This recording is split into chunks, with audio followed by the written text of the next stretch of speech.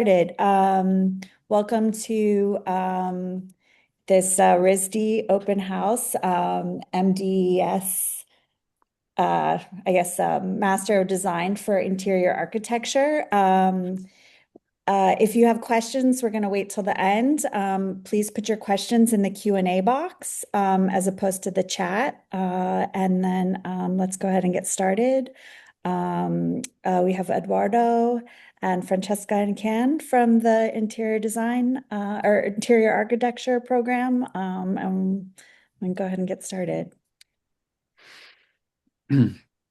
Hello, everyone. I'm going to be the first one to speak and welcome everyone. I'm a professor in interior architecture, and I'm also currently the department head. We have a little presentation for all of you that I'm willing to share and begin speaking a little bit of an introduction of what our department is, what we do, and what the work that we do looks like. We'll have a chance to speak a little bit about student work. We'll have the chance to speak a little bit of our curricula. We have a chance to speak a little bit about our graduate life and opportunities that exist in the department. As well, we'll end with an overview of what our alumni do currently in the world, and both Francesca and Jan will talk over after my introduction. So, in essential, interior architecture is a practice that is concerned with interiority, and its interiority as a relationship between the built environments, humans, artifacts, and technology, and how can we all situate an investigation that is deeply disciplinary and as well as interdisciplinary. So where do we study? So we study in a building essentially where our studios are at RISD. It's an interdisciplinary building, and it's particularly accurate for interior architecture within RISD because RISD somehow expands into the 21st century the idea of having the arts and design together, and interior architecture somehow is really a space where the traditions of technical arts are built or brought into the interior environment and at the scale of making.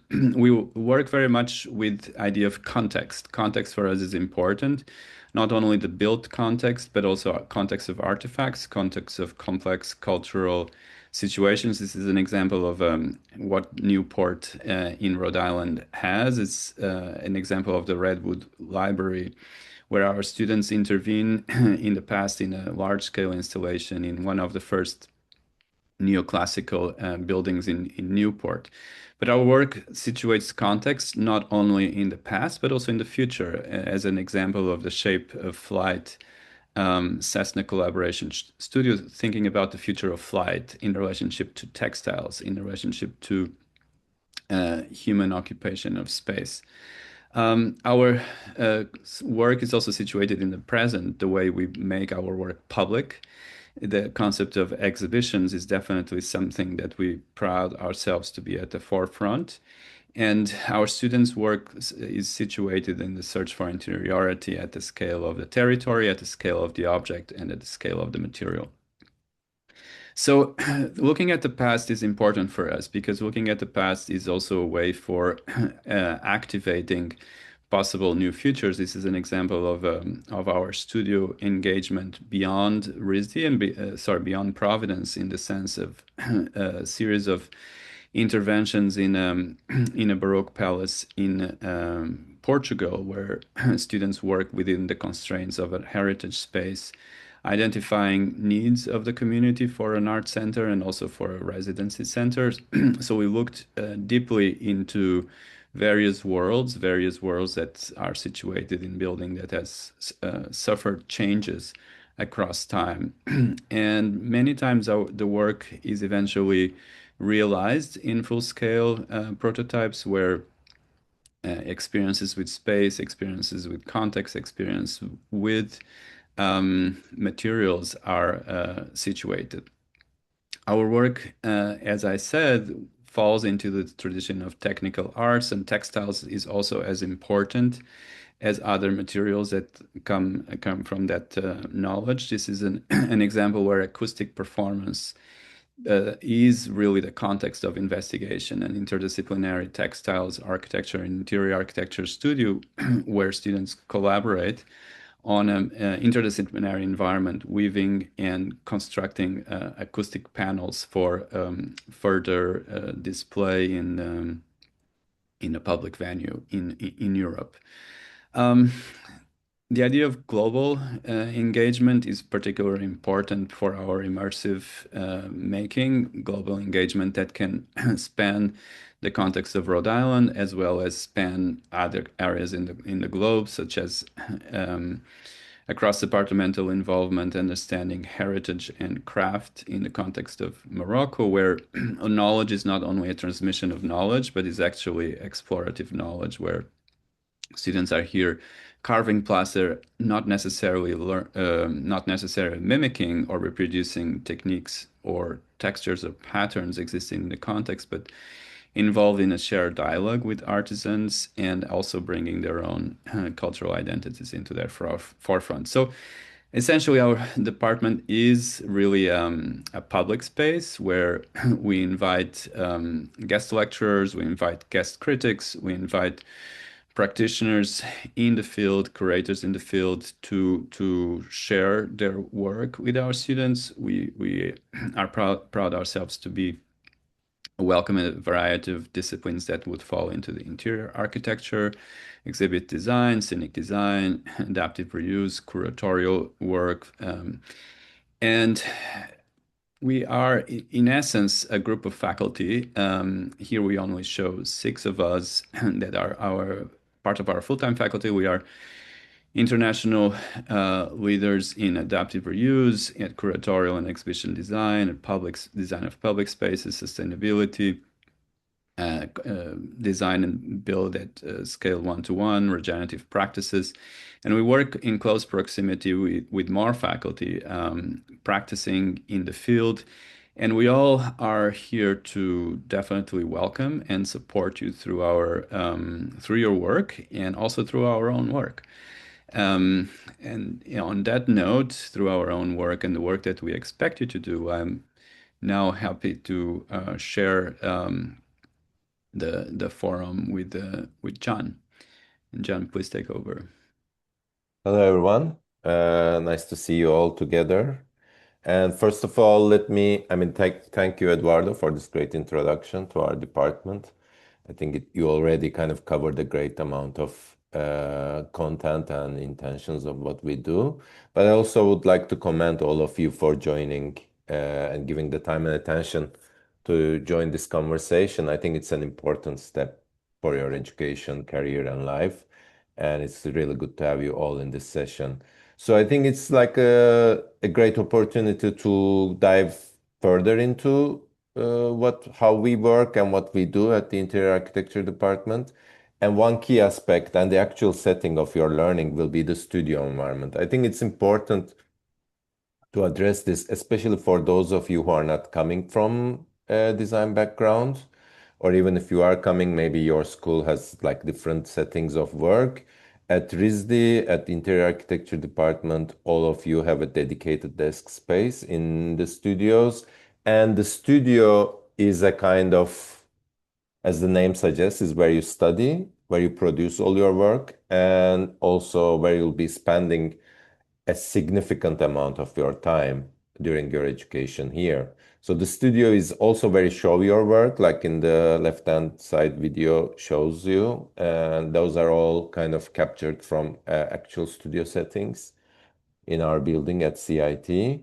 And it's also where you make your work visible and share it with faculty, but also your cohort, more importantly, like your peers, and in a sense, a place where you learn not only from us, the faculty, but also from each other, because you'll be spending a lot of time together making, sometimes in a messy way, sometimes in a kind of more focused way, always in interaction with one another and always kind of exploring together. And that's really an important aspect. And there are also other facilities in the RISD campus that help you navigate the learning experience, such as the nature lab and the biodesign makerspace, but also you'll be designing a lot of and building full-scale structures like the ones we just saw, and you'll get to exhibit them, which Francesca, my colleague, will touch on.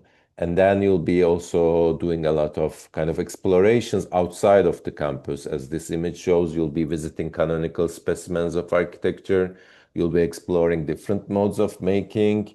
And also you'll be encountering specialists, the people and places where ideas turn into reality, such as this visit to the Guggenheim Museum that we just seen.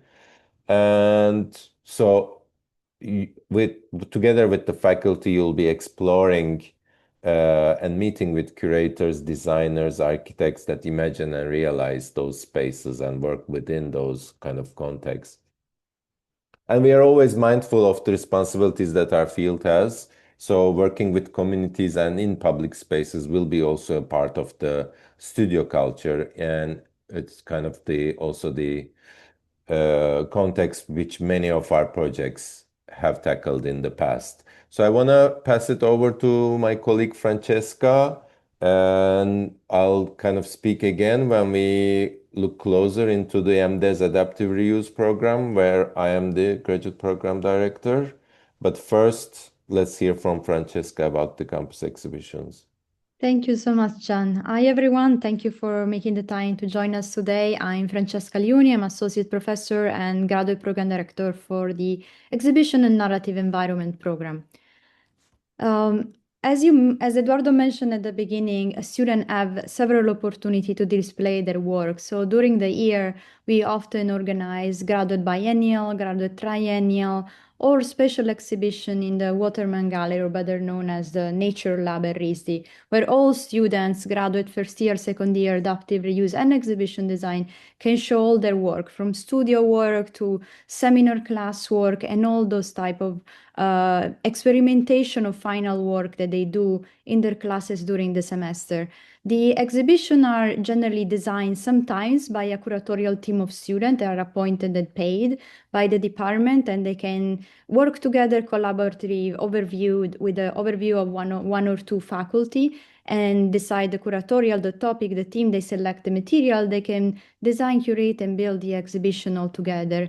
In some other cases, it's faculty who lead the student as a sort of like design office typology of making exhibition, where the faculty lead the exhibition and the design, but students collaborate and participate to the curatorial, the experimentation with material, and the building of the exhibition, the installation, of course, of the exhibition.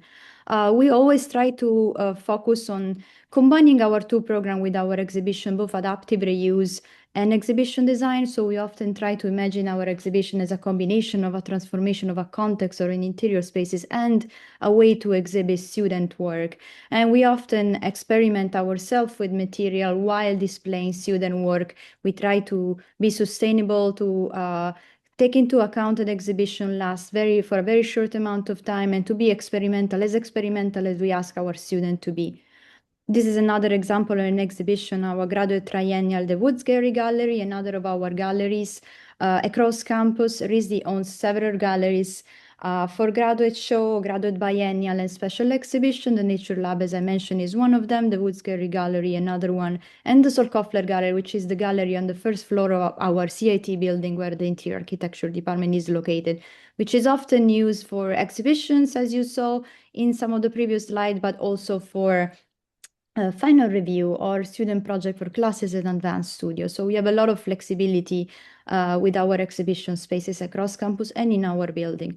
At the end of every year, RISD hosts a graduate thesis show, very often and more often actually in the convention center in Providence, which is a very large space where every single department can exhibit the graduate thesis student work.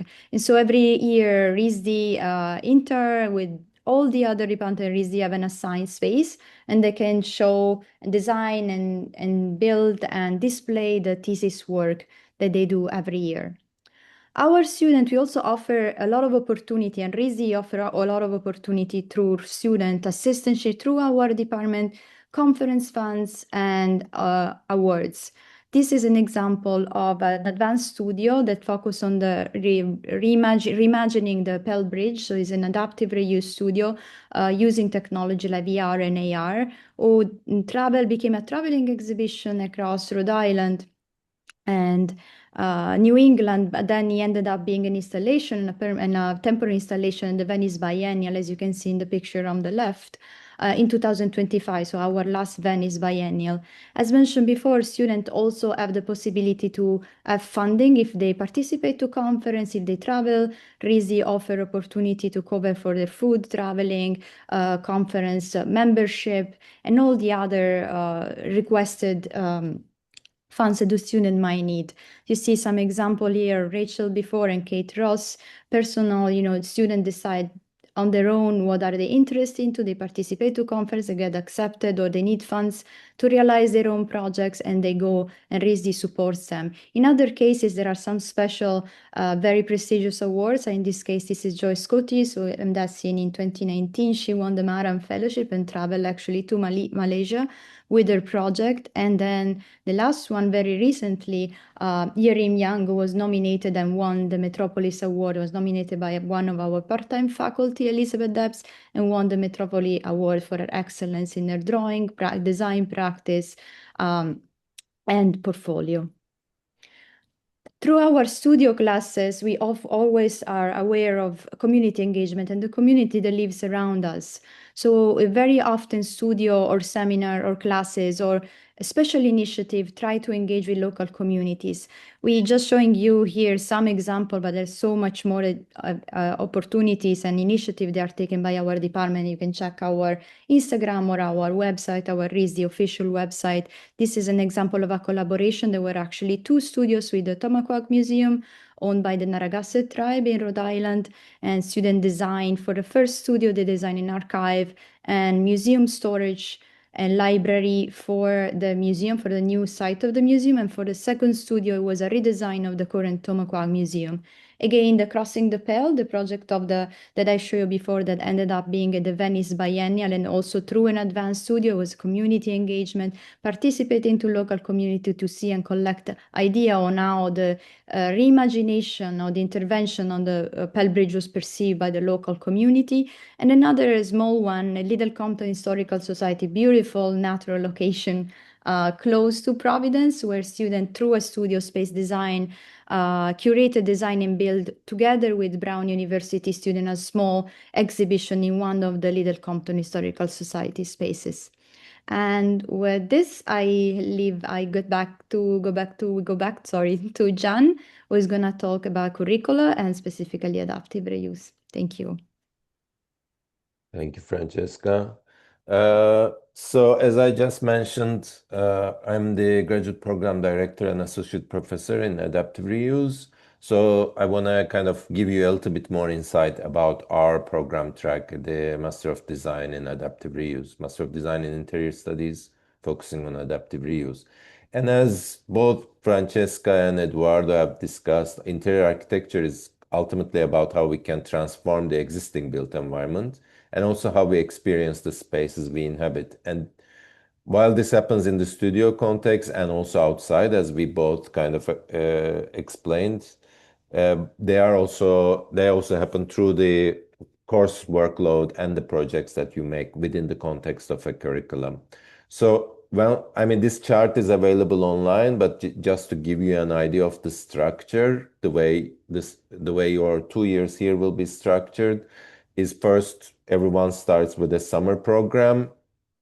It's a collective program where an intensive study in which you undergo the same basic training, laying the groundwork for moving on to the core of the classes and the design studio work. So you will be learning the fundamentals of our discipline through activities as like drawing, focusing on making, and also designing, working with existing spaces.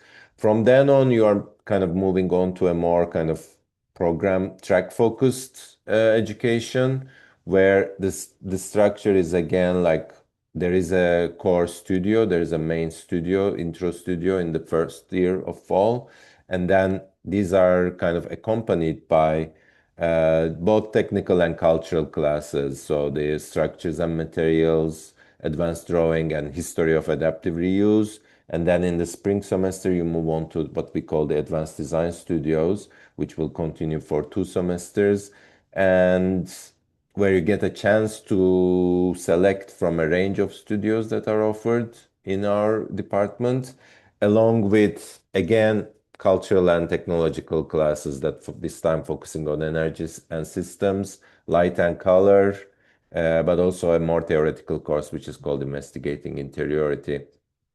And this, I mean, the structure kind of continues. The main difference between the first and the second year is also where you are kind of looking into developing your own thesis project as part of your degree. And we can maybe dive into the thesis project in the Q&A if there are some of you that are curious about it. But ultimately, I would like to address that the kind of adaptive reuse program, and we can move on to some examples from actual student works, because the adaptive reuse program focuses on reimagining new features and new possibilities for existing buildings, and therefore needs the kind of both the structural knowledge and the social inclusiveness I was talking about, and a great deal of attention to be able to unpack, but also explore and highlight existing values and introduce new ones, be able to think with materials, be able to think with drawings, representation, as we see in all these examples, and also a kind of material reuse and energy system. So really sustainability comes into play to a great extent, but also being able to express your ideas through these means of representations, which you will be developing. I mean, we can kind of look into one example. For example, here, our student Yerim has been kind of exploring a number of buildings in Providence community centers and thinking how they can be adapted, or how architectural interventions can take place to each of them, but also each forming a network. So a kind of consistent design language that incorporates the same architectural language and tools, but they're always in a particular way attaching to, intervening to, or working together with an existing site, an existing host building, so to say, and creating a network of sorts. So this is also an example of a thesis project where it's not only a kind of research is at stake, but actual design and production of a proposal is also at stake. Francesca, would you like to take over the exhibitions? And I will talk a little bit about the exhibition and narrative environment program. John gave you a very good introduction and understanding of how the classes are structured. As you can see here, the main difference is that mostly for your first semester, in some cases for the second semester, that the exhibition student will have an intro studio that focus on exhibition, the history classes on exhibition, the topics narrative environment focus on graphic design for exhibition, while the second semester other than the advanced studio, which are optional. So we always offer, as John was mentioning, different studio, exhibition, adaptive reuse, scenography, digital tool for exhibition or installation, public spaces. We really try to vary the topic of our studio, so students are free to pick whatever they like. In the second semester, in the spring, they take topic in exhibition, narrative environment, where they dive into more advanced and interesting contemporary topic of exhibition. And in the second year, you jump into thesis while still taking the required classes that John mentioned before.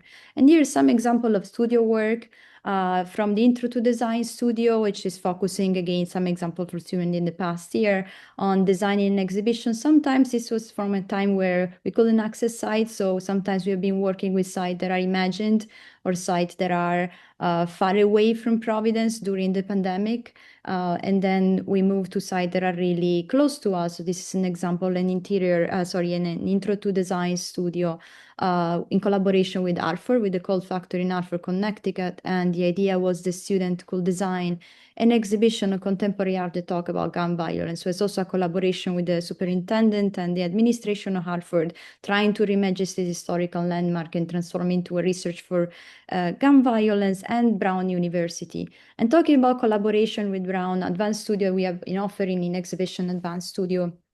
There are collaboration always with some sort of client or an upcoming exhibition, so student can get a real idea of a professional experience talking with the curator, talking with museum spaces, talking with gallery, or any type of client out there, but also collaborating with Brown students who study curatorial practice or having a curator in class with them, like it's happening this semester, so student can really understand in depth the complexity of putting a curatorial into a space and also design for the collection, design for the narrative and for the story they have with spaces. You see some examples here of the exact same space and same studio, and to give you an idea of all the different idea, different representation that all the students are engaging with, that are free to engage with, while being very, very precise with their narrative. And another class that offers an opportunity for students to exhibit, even if just a one-day exhibition, is the history and theory of A&E class, where student is a lecture-based class and debate and reading and small assignment, but at the end, student can put together a small exhibition where each of them can respond to a brief that is assigned to them related with the history of galleries, expo, museums, exhibition design.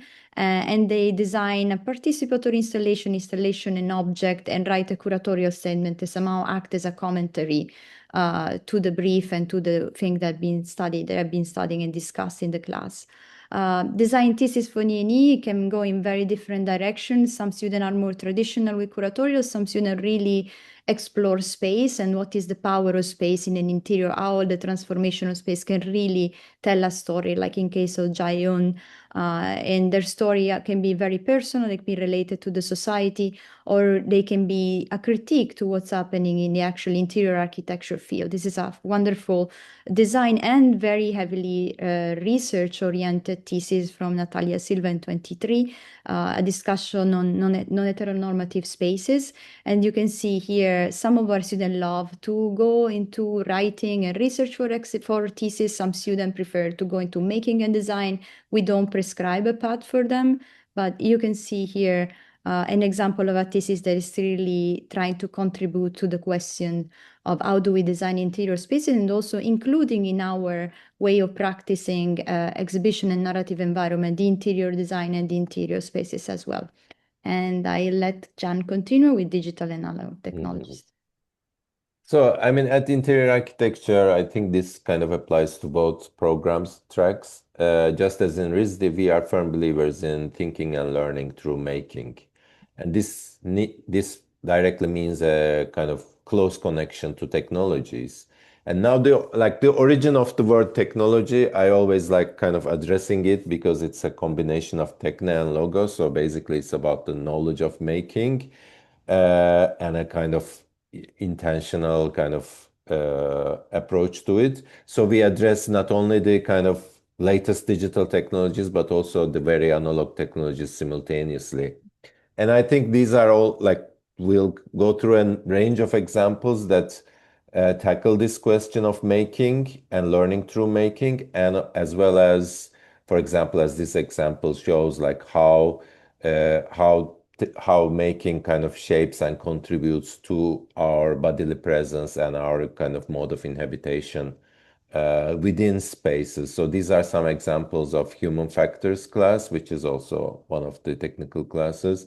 And digital fabrication comes into play to great extent, like working with computers, and also digital fabrication methods such as 3D printing, CNCs, and also incorporating a range of different materials to try out and test these ideas.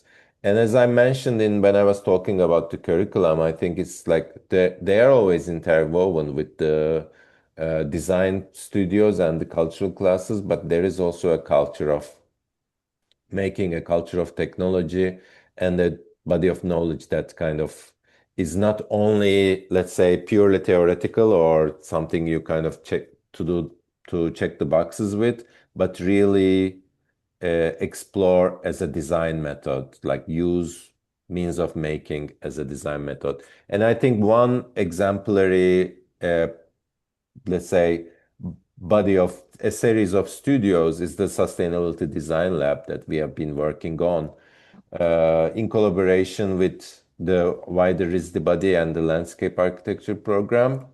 This is a cross-disciplinary research and learning environment and is fully integrated to our program.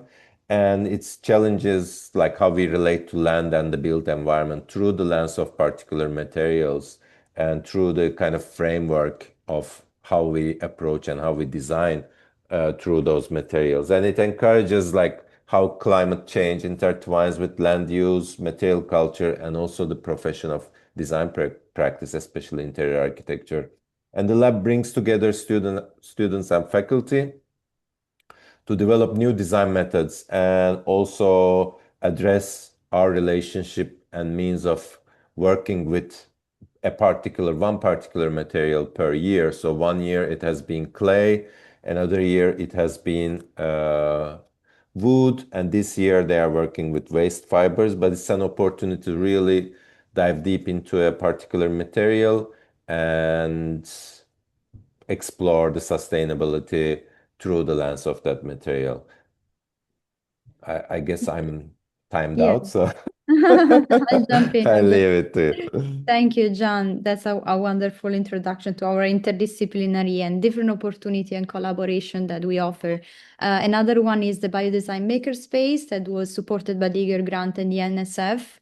And is a design build studio, it was an advanced studio led by Eduardo, actually, 5 to 6 years ago. Student had the opportunity to design and test our biomaker, what became the biomaking space in the basement of the Nature Lab is still there. You can still visit it. They prototyped, they experimented with material. They focus on what the people who work there needed to do, and then at the end they designed and fabricated our amazing space for students to experiment, for a specimen to be there using material that are unconventional or natural material and sustainable material.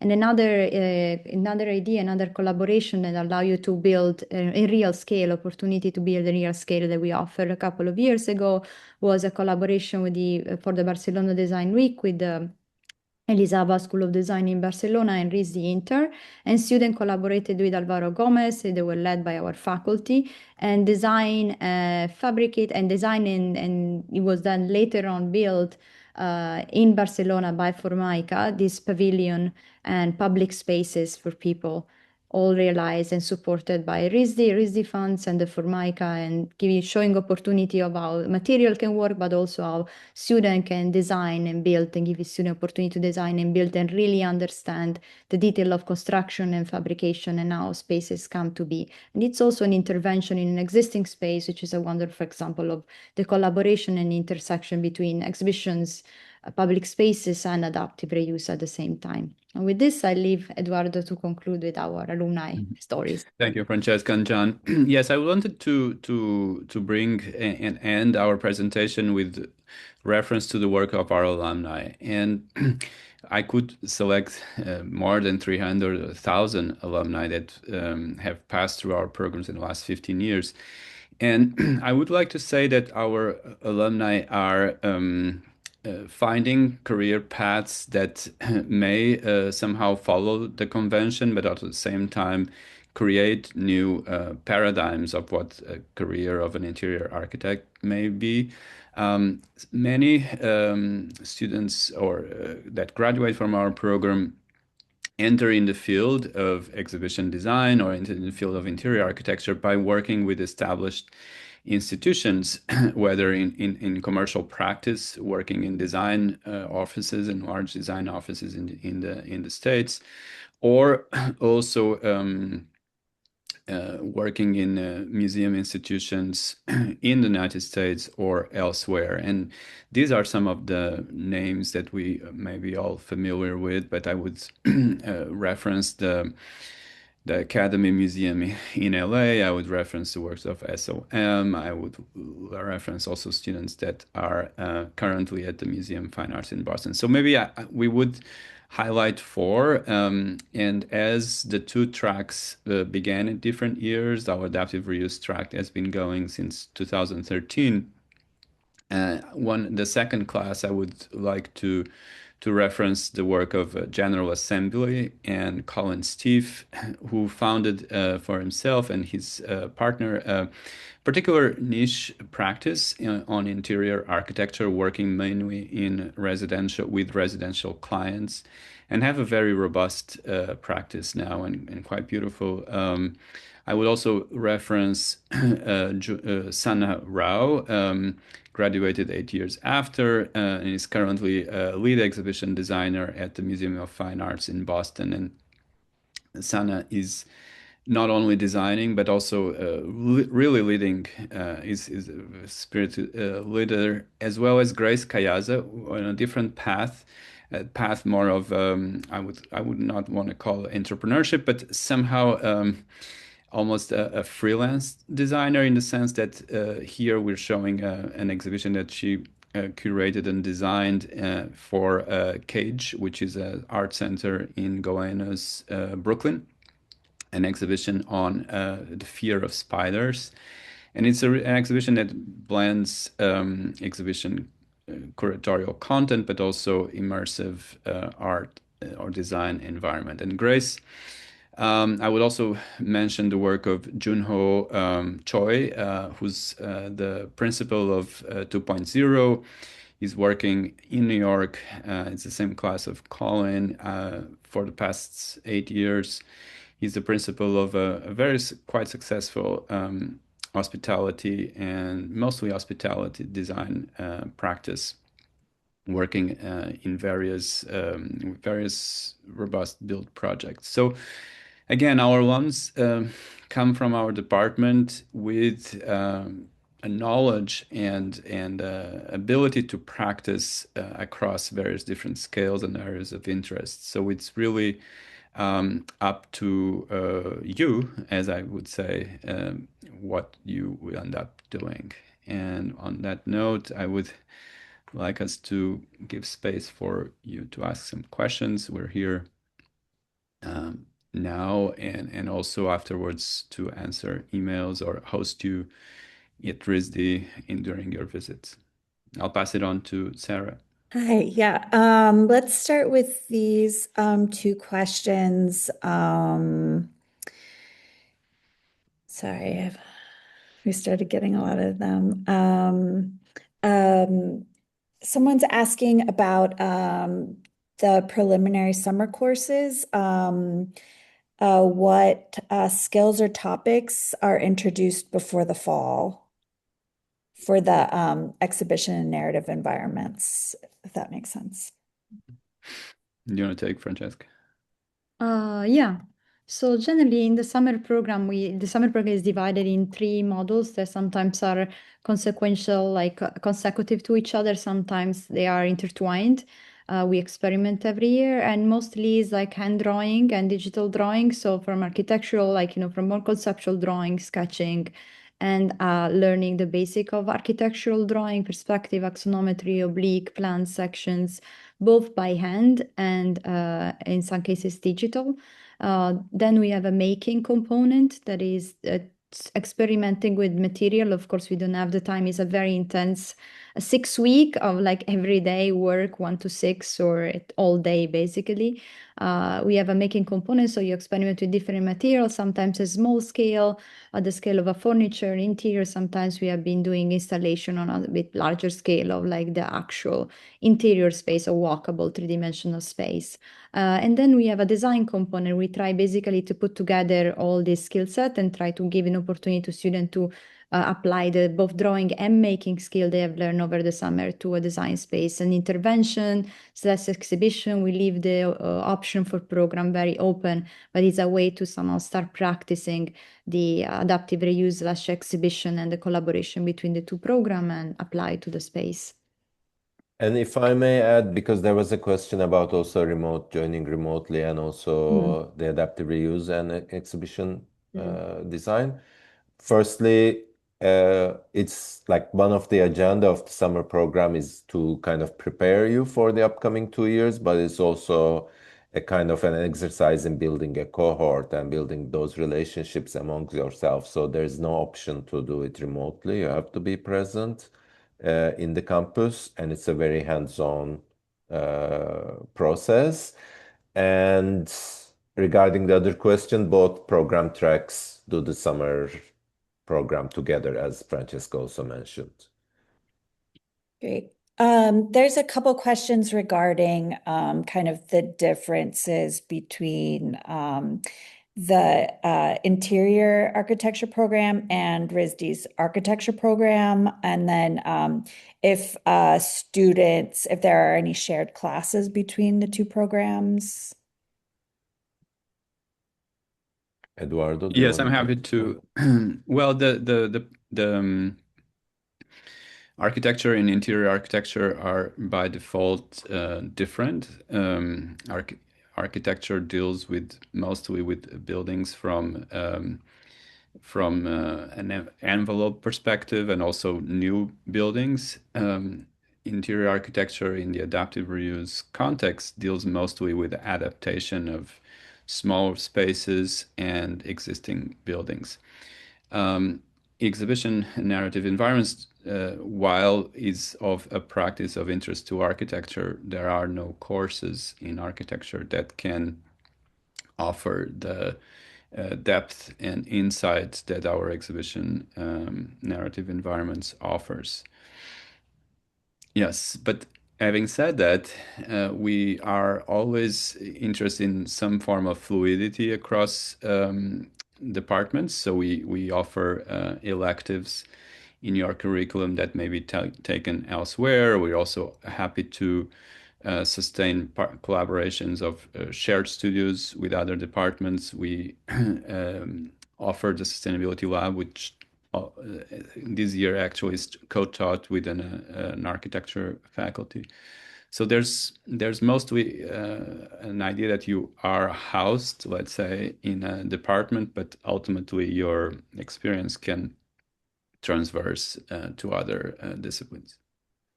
And then they're also interested in how much software training there is versus hand drafting. I'm happy just to very quickly. The idea is that technology, as John mentioned, is really about knowledge of ways of making, and we don't necessarily assert that we privilege one software versus the other. There are conventional software packages that we offer our students that RISD has free licensors to, and because we believe that those are the softwares that you need to learn in order to operate in the field. We do teach drawing course and in the summer, and that is also continuing in the fall, and it's a required course that you learn digital and drawing, hand drawing. All right. We have a few questions about are there internship requirements? Also, what about study abroad programs? And then specifically, what kind of experiences do you offer suggest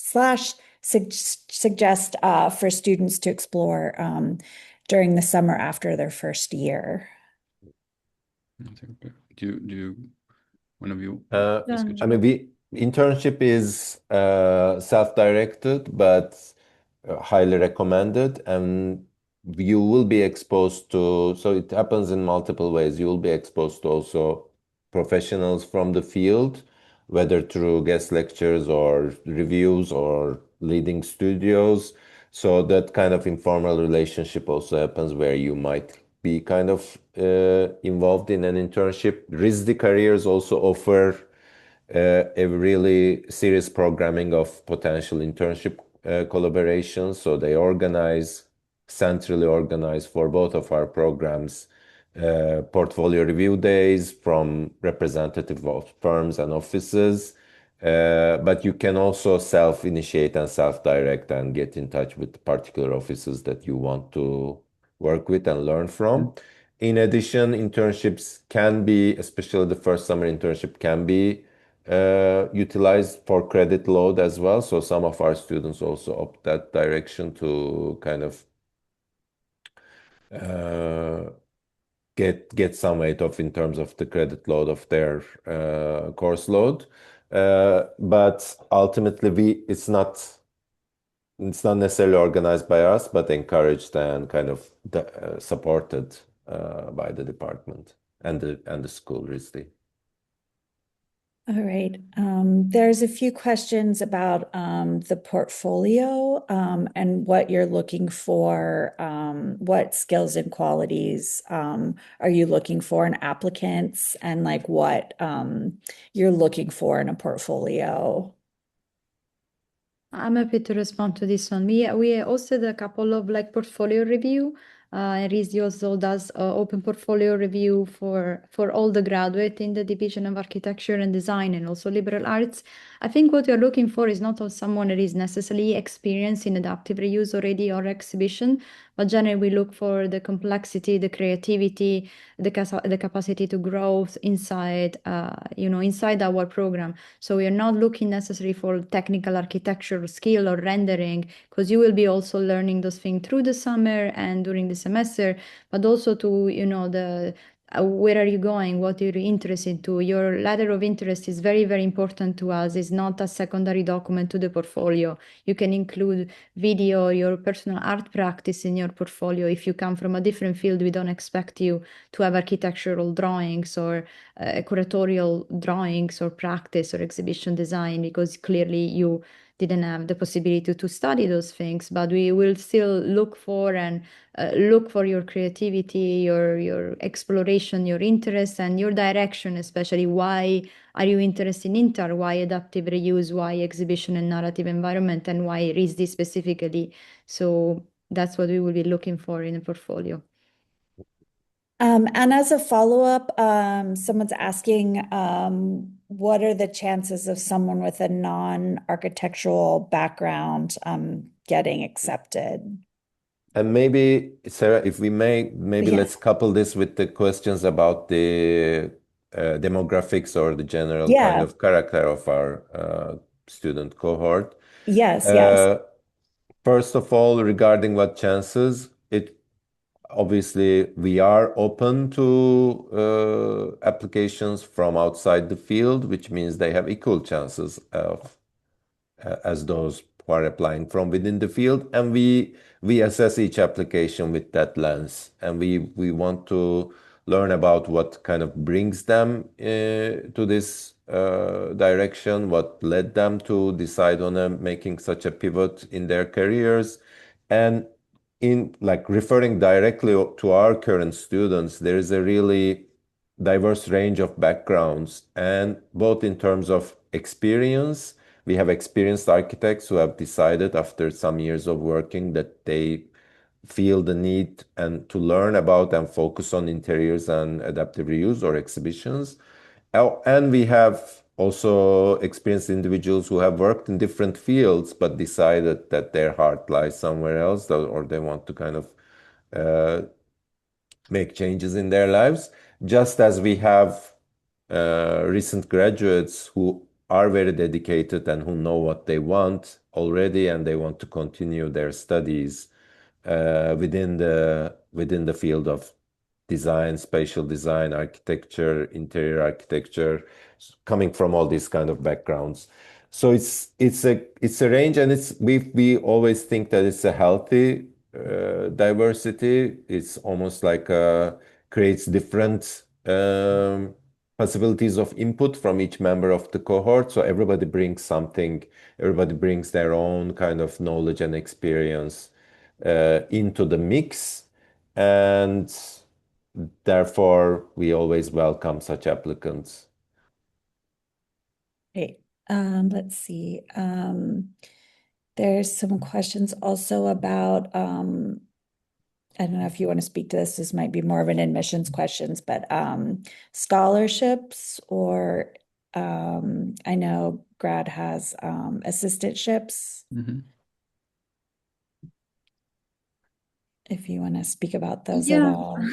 I'll Who jump wants to in go? and then colleague can follow up. Yeah, the department offer assistantship are not they're the stipend for the assistantship is not a full-time stipend that you can rely on, but definitely something that can help you uh, cover part of your rent or part of your, life expenses for material, a RISD. So it's like there shouldn't be the expectation of a payment of a salary, a full-time job, but definitely the expectation of learning a lot. We offer assistantship that is about teaching in class, so you will have an experience in teaching with a specific faculty in the field that you're interested in, a class that you've taken maybe the year before, curatorial assistantship, designing a curated exhibition, as some of you saw in the presentation, research assistantship, working with a full-time faculty on a specific project and maybe something that get built or a publication or a research, working for our department, working for our social media. So all different type of skill set that you can acquire and will definitely be useful in your portfolio and in your career, while of course being retributed according to the Rhode Island law. So we don't underpay or overpay. About scholarship, we do offer partial scholarship. Definitely, it's rare that we can offer a full scholarship this coming year. I will encourage you to reach out to the SFS. There is the Student Financial Service to discuss possible external opportunity for scholarship, what RISD can offer, and what to expect. And I don't know if my colleague want to add anything else. No, it's good. Yes, Yeah, we should. all clear. Let's try to hear more Yeah, questions. I think these two can kind of be grouped together. We just have a few more minutes. Someone's asking about the software that's used for the adaptive reuse program, and then is the program NCIDQ accredited? Why or why not? Yeah, I'm happy to answer this very quickly. The software that we use is generally Autodesk, and that includes CAD, potentially Revit, and for modeling mostly Rhino. And then we also teach softwares for animation or rendering in parallel. The core, every graduate can take the NCDIQ exam. So yes. Okay, I think we have time for one more. Based on how each program approaches space, what kind of student or designer profile tends to thrive in adaptive reuse versus exhibition and narrative environments? Key differences in interest or ways of thinking help someone fit better in one track or the other. I can give this a shot, and Francesca, if you want Yeah. to add on some things. The way I kind of talk about these two tracks is adaptive reuse is more focusing on the existing built environment. So it needs a kind of attention to existing context, as from the detail to the structure to the social dynamics. So if you are interested in observing, analyzing, and introducing new dimensions, new possibilities to existing built environments, meaning existing buildings or spaces or structures, then adaptive reuse would be more your kind of cup of tea, let's call it. Whereas the exhibition and narrative environments focus more on the experiential side, in my opinion, it's more about conveying information or conveying ideas through the design of space. And so sometimes it's more atmospheric, sometimes it's more theatrical, sometimes it's more information laden, but it's a different way of designing a space to be inhabited, to be observed, to be kind of uh, glanced through, versus really looking at an existing building and imagining new possibilities of use and also structural interventions to that existing building. Yeah, and I will just add, there's a difference also in the temporality of one versus the other. The adaptive reuse looks mostly into permanent intervention on an existing space, so there's a lot of things to take into account.